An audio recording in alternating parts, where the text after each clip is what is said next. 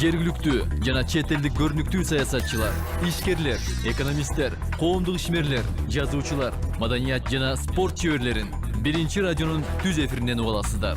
Бишкек жана Чүй FM 104.1, Ошто FM 107, Таласта FM 102, Баткенде FM 104.2, Жалалабад FM 104.7, Нарын FM 105, Ысыкөлдө FM 102.4. Электрондук дарек биринчи радио КТРК Чекит KG. Күн сайын бакчадан же мектептен келген президентиңизге кана балам, бүгүн эмнени үйрөндүң деген суроону бердиңизби? Баланын сезимтал калыптанышына багытталган маалыматтар Гейни программасында.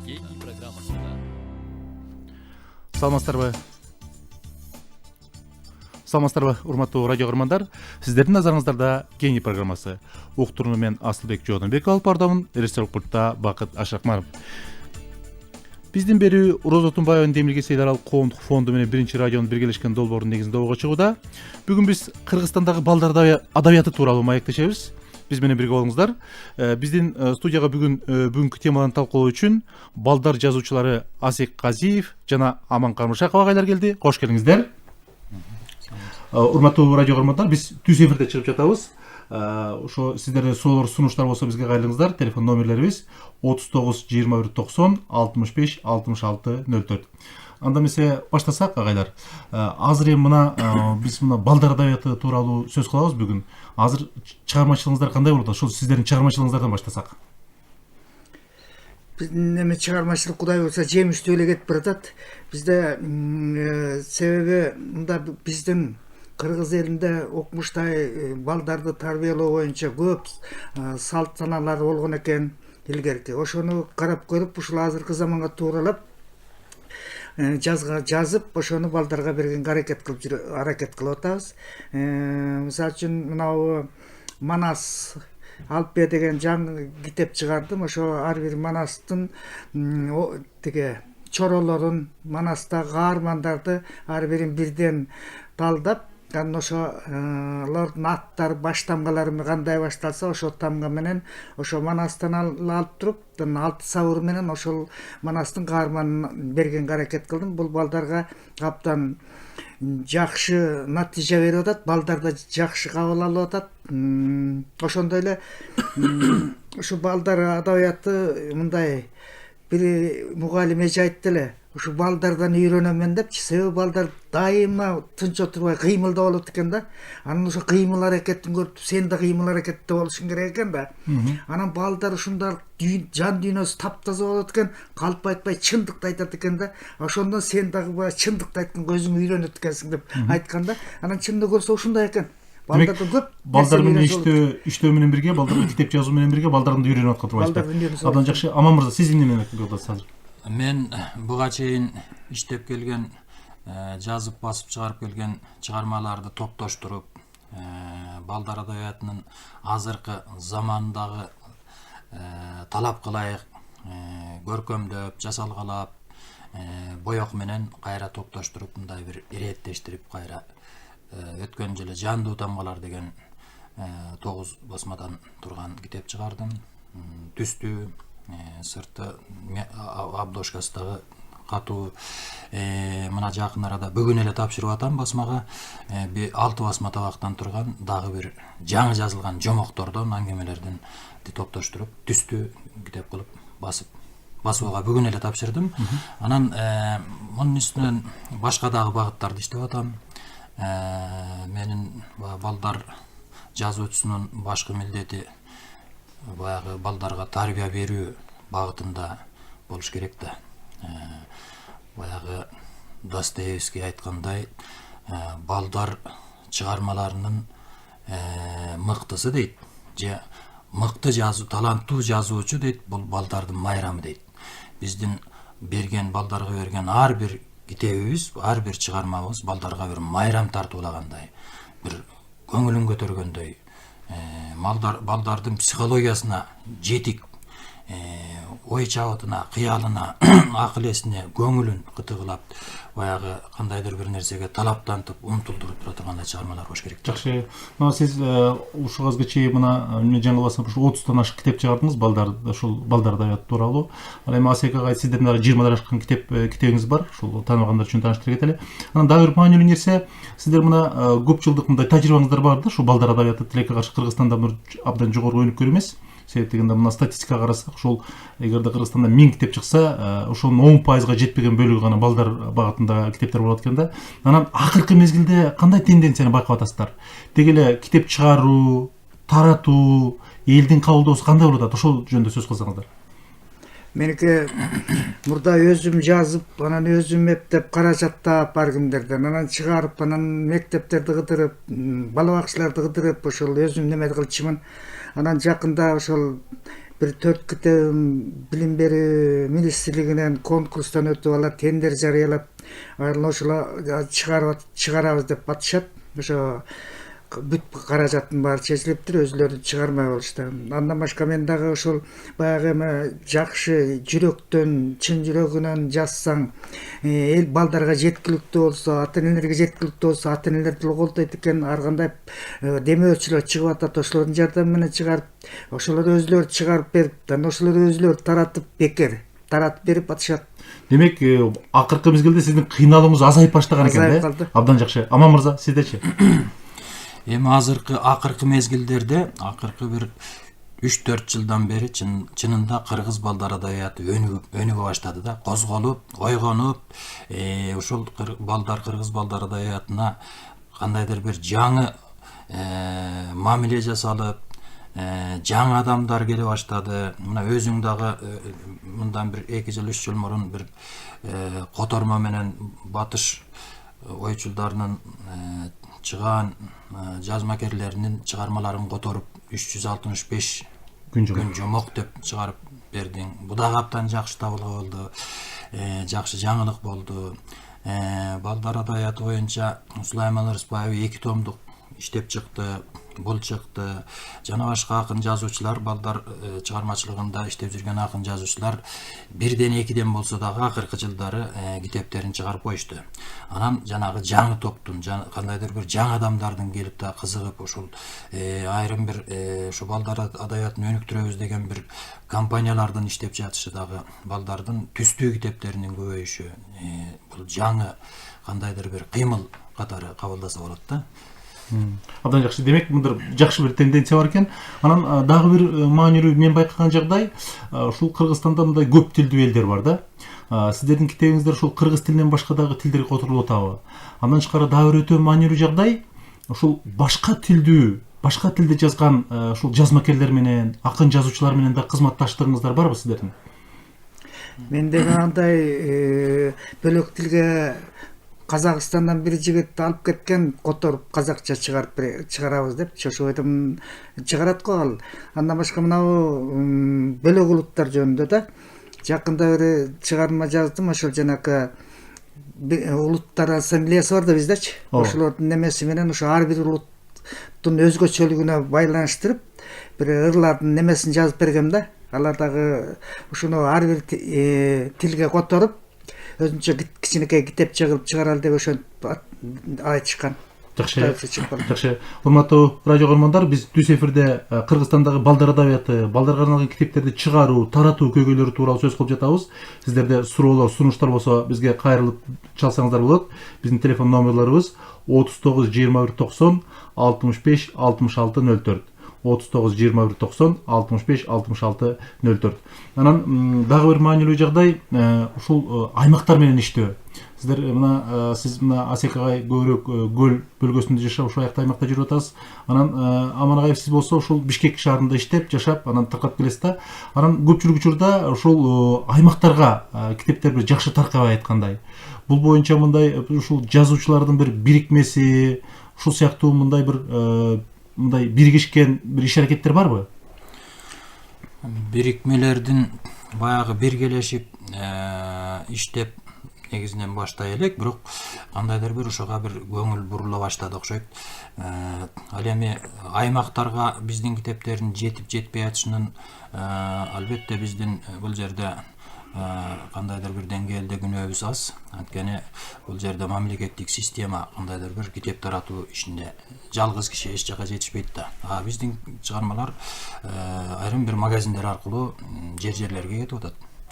Ал эми жанагы котормолор боюнча сөз болгондо, менин акыркы жылдары кечирип коюңуз, азыр радио кырмандын суроосун кабыл алып алалы, улайсак. Угуп жатабыз сизди? Бере бериңиз. Мен Бишкектен чыгып атам балдар силерге. Угуп атабыз. Эми өтө кары кишимин, мен туураны сүйлөп койсом кечирип койгула. Мен тетик илгери 45-жылы 1-классты өткөм. Анан ошондо окуп жүргөндө атам булгайган кишилер, анан а киши мага кесип келип берчү, пионер газетасы деген. Анан ошондо бир чыгарманы эмдиге чечсем да, карабай жаман бала деп жазганды. Ошондо балдарга жазып койсо мүмкүн бир жана тентек балдар ошону окуп ойлонор беле деген оюм бар да. Азыр балдардын көпчүлүгү тентегирээк, окууга көңүлдөрү жок. Ал эми чоңдор деле китеп окубайт, кесиптер окубайт. Кесипти баягы көнүгүм боюнча мен окуйм. Келин уулум сатып келип берет. Анан мен окуйм, тиги кесипти карап, бу кесипти болгон кесипти алып келчи деп. Анан ошондон орусчасын деле окуйм, Кудайга шүгүр түшүнөм анда. Анан сиздин сурооңуз демек кандай жанагындай бир балдардын терс сапаттарын чагылдырган бир чыгармалар жазылса деген ойдо турбайсызбы, ошондой жазып жанагынтип. Анан ошону мүмкүн эми газетте окушпай атат. Китеп өзүңөр жагдайын карагыла, мен түшүнүктүү. Сурооңуз түшүнүктүү. Чоң рахмат сизге. Демек биздин радио кырмандын апабыз айтып атат, ушул бала кезде ушул балдардын терс сапаты жөнүндө китептерди окуган экен. Анан ушул балдардын терс сапатын чагылдырган китептерди дагы жазса, балким балдар мындай адепке, тартипке келет беле деген түшүнүктүү айтып атат. Бул жерде абдан туура суроо болду. Негизинен балдар чыгармалары бул педагогика менен чыгармачылыктын ширөөсүнөн бүткөндөй бир көркөм жасалгалуу дагы, анан кийин бир педагогикалык бир тарбиялык таасирдүү дагы болуш керек да. Ансыз балдар чыгармалары өзүнүн ордун таппайт. Ошол бул багытта эненин суроосуна жооп, мисалы мен адеп сабагы боюнча көп байланышы, ошол боюнча чыгармаларды жазып жүргөндө, ошол адеп сабагынын ар бир темасы боюнча ырдагы, мындай бир прозалык багыттагы чыгармаларды жазып жүрөм да. Бул адеп сабагынын ички мазмунунда адамдык оң терс сапаттары берилет да, өзүң билесиң. Мына ошол оң терс сапаттар боюнча дээрлик бир 60-70% ошондой чыгармалар бар менде мисалы. Анан эми аны топтоштуруп чыгара албай атабыз. Негизи бул багытта иштеш керек. Жакшы. Анан Асек агай, сиз эми ушул чыгарма жазууда сиз эргүүнү каяктан аласыз? Китептерден аласызбы? Балдар менен жана иштешүүдөн аласызбы? Темада, ушул китепти жаратууда, китепке ушул тема тандап алууда сизге эргүү берген нерсе эмне?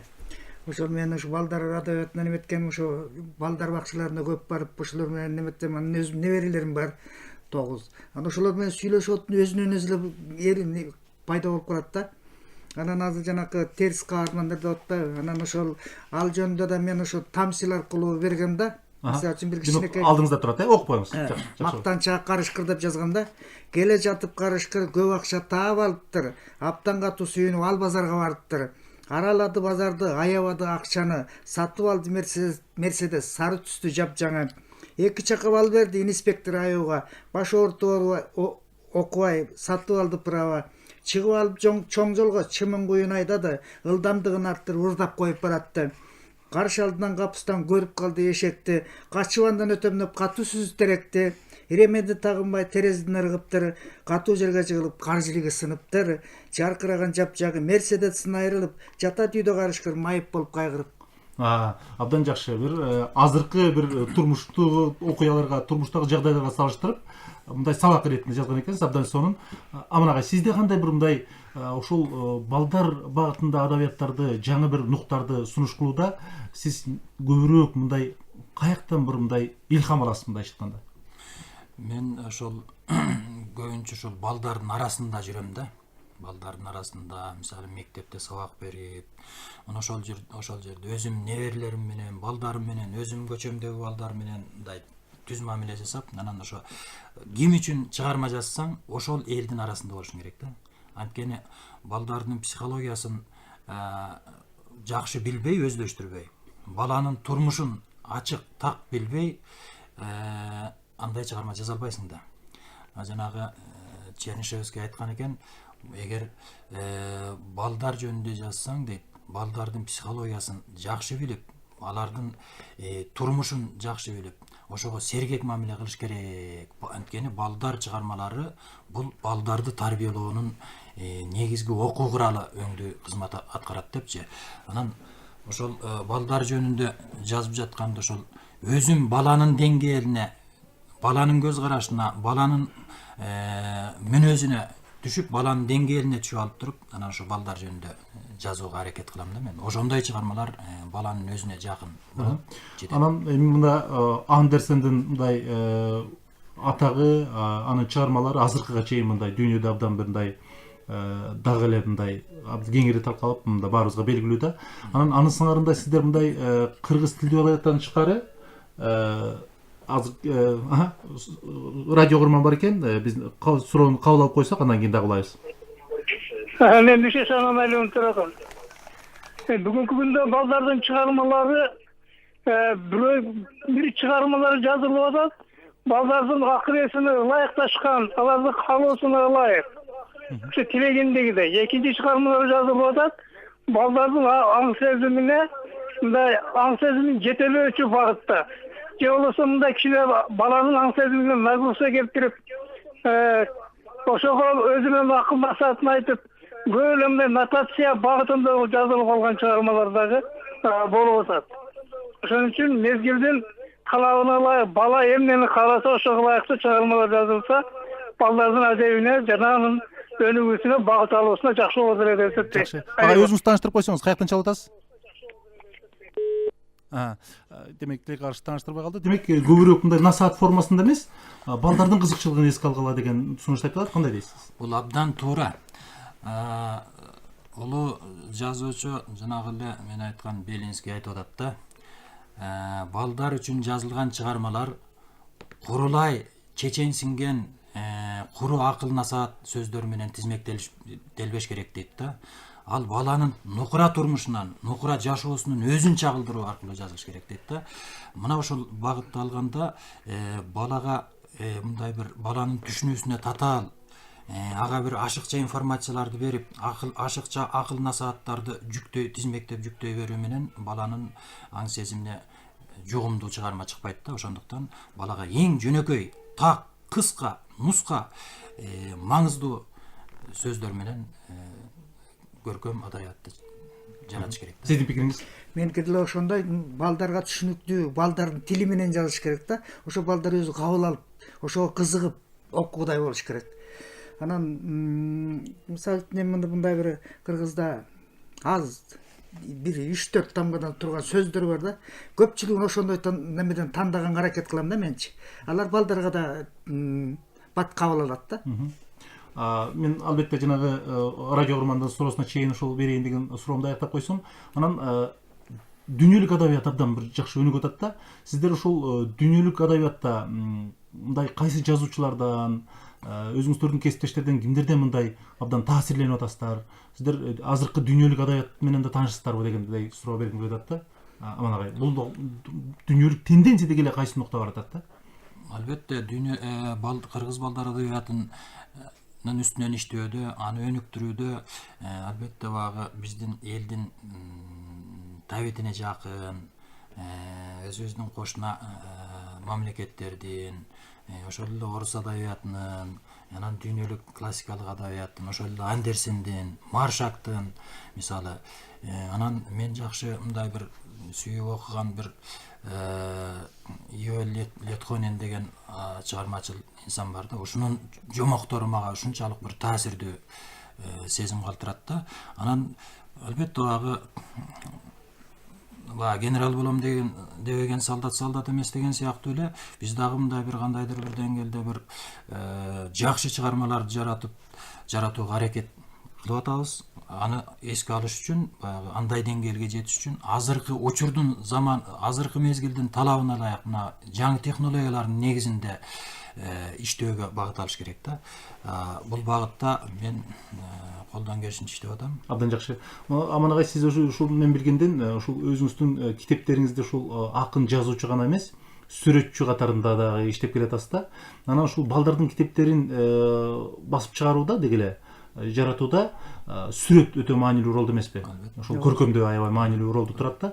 Анан ушул көркөмдөө жагы бүгүнкү күндө кандай болду? Ушул көркөмдөө боюнча адистер жетиштүүбү? Алар менен кандай иштеп атасыздар? Ушул багытта да айтып кетсеңиздер.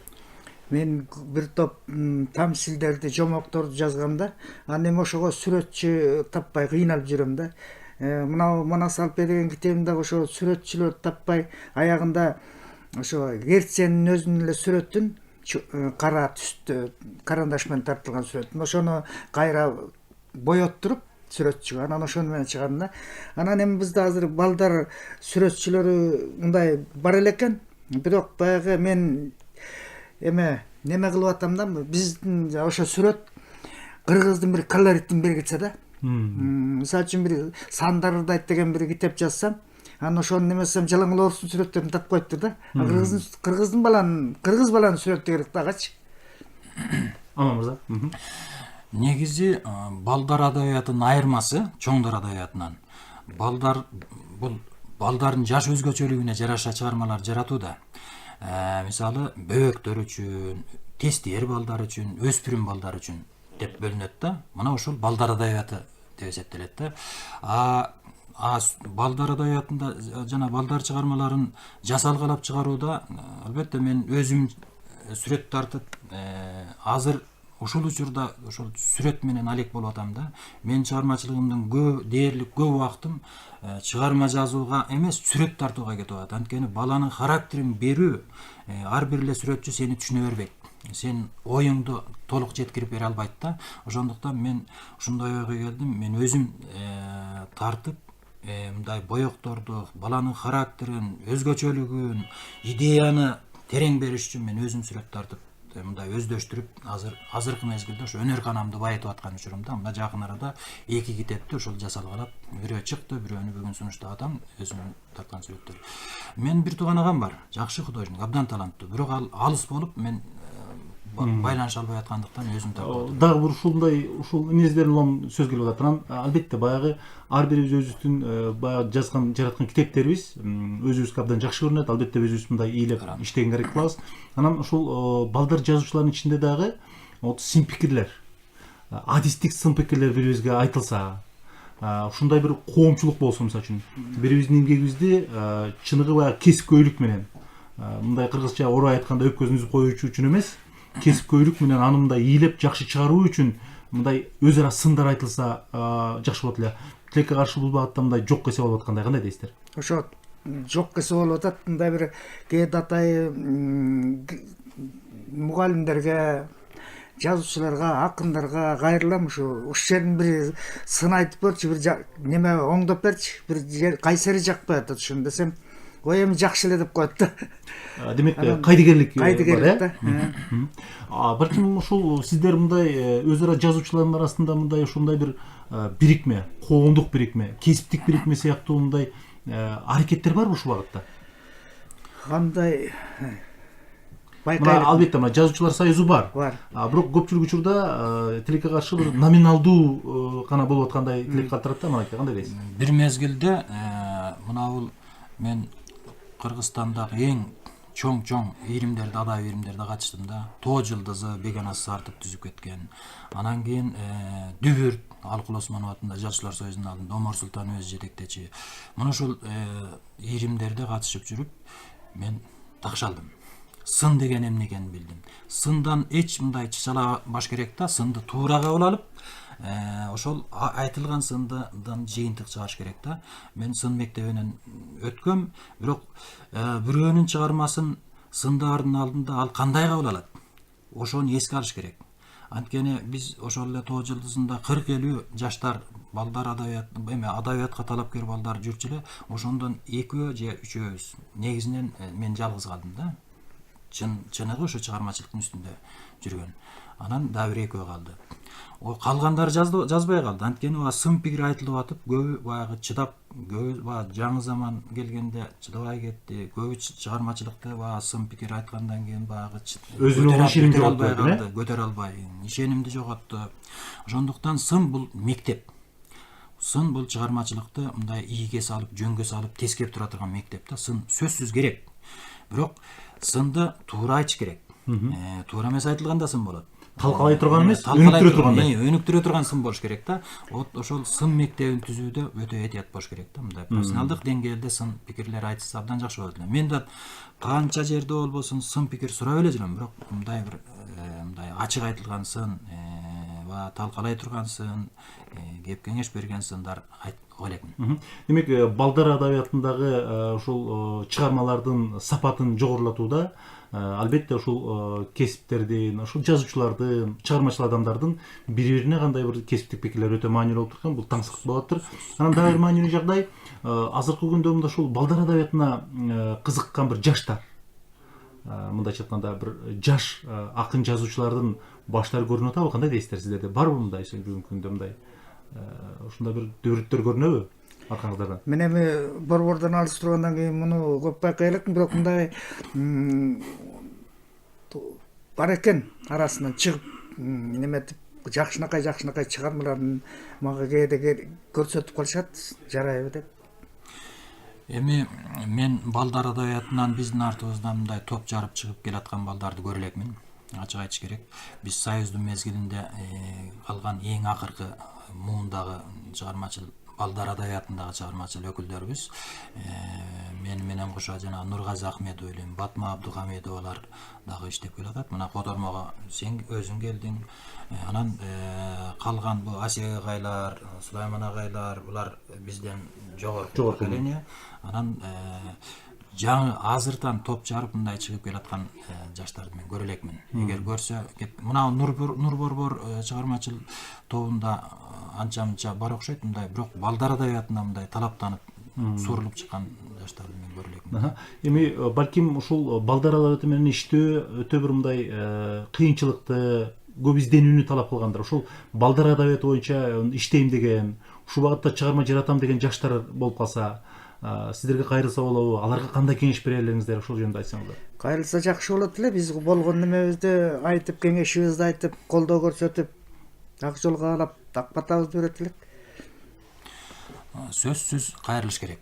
Эгер чын эле мен чыгармачыл болом, балдар адабиятында бир өзүмдүн күчүмдү сынайм деген балдар болсо, жаштар болсо, сөзсүз биз мындай бир агалык кеп кеңешти. Алар эмнеден башташ керек деги эле өзү? Ал өзүнөн башташ керек. Албетте өзүнөн башташ керек. Ошол өзүн ошого багытташ керек. Мисалы мен шаарга келгенде мен кайсыл багытта иштээримди өзүм деле билчү эмесмин. Бардык чыгарманы жазчумун. Бирок мени ошол эле Омар Султанов, ошол эле Алик Акималиев, Жолдошбек Зарлыкбеков, Токтосун Самидинов, Байтемир Асаналиевиңди мен өзүм жетекчим Акылуу Ойлубаева, ушул кишилер ушунчалык кызыктырып мени ушул жака эле түртүп туруп алды. Маркум Кудайберген Жуманазаров Кыргызстан маданиятына сандан санга болбосто бир жылда 2-3 жолу сөзсүз кымы балдарга деп кыргыз ленинчил жаш балдарга базарлык деп дайыма берип турчу да, кызыктырып. Булар ушундай улуу инсандар бизди тарбиялап өстүрдү да. А кишилер туура кеп кеңешин берип, багыт бербесе биз билбейт элек да. Ошо сыяктуу эле биз дагы өзүбүздүн милдетибизди жаштардын алдында аткарышыбыз керек. Аларга туура кеп кеңеш берип, жолдоп турушубуз керек. Эми ушул 2017 жылга карата кандай пландарыңыздар, кайсы багытта көбүрөөк иштеп атасыздар? Кыска өзүңүздөрдүн пландарыңыздарды айтып берсеңиздер. Эми 2017 жылга карата бир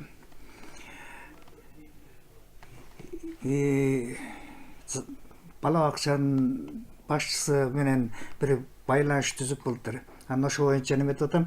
Анан жигитке 70төн өнөр аздык кылат деген кыргыздын макалы бар. Анан ошо 70 түрлүү кесипти балдарга түшүнүктүү, кыска, нуска Балдар тили менен. Балдардын тили менен ошо жазып китеп кылып чыгарсам деп атам. Жакын арада чыгат. Жакын арада. Абдан сонун. Аман мырза? Мен атайын ушу балдар адабияты үчүн өзүң билесиң акыркы иштеп жаткан ишимен да чыгып алдым да. Анткени бул калып калды да. Анан ошондуктан ушул жылы мен кандайдыр бир секирик же бурулуш жасайын деген аракетим бар да. Ал баягы эки багытта болот. Биринчи көркөм жасалгасы, экинчиси жаңы чыгармаларды, жаңы идеяларды жаратуу. Абдан жакшы. Урматтуу радио көрөрмандар, ушу менен бизге берилген убакыт аяктады. Программанын бүгүнкү катышуучулары балдар жазуучулары Асек Казиев жана Аман Кармышаков болду. Режиссер пультта Бакыт Ашакман иштеди. Берүүнү мен Асылбек Жодонбеков алып бардым. Кийинки эфирден жолугушканча сак саламатта туруңуздар. Күн сайын бакчадан же мектептен келген перзентиңизге кана балам, бүгүн эмнени үйрөндүң деген суроону бердиңизби? Баланын сезимтал калыптанышына багытталган маалыматтар Гений программасында. Саясат жана бизнес, экономика жана курулуш, маданият жана спорт, көргөзмөлөр жана фестивалдар, белгилүү инсандардын иши жана башка маалыматтар Биринчи радионун көзүндө.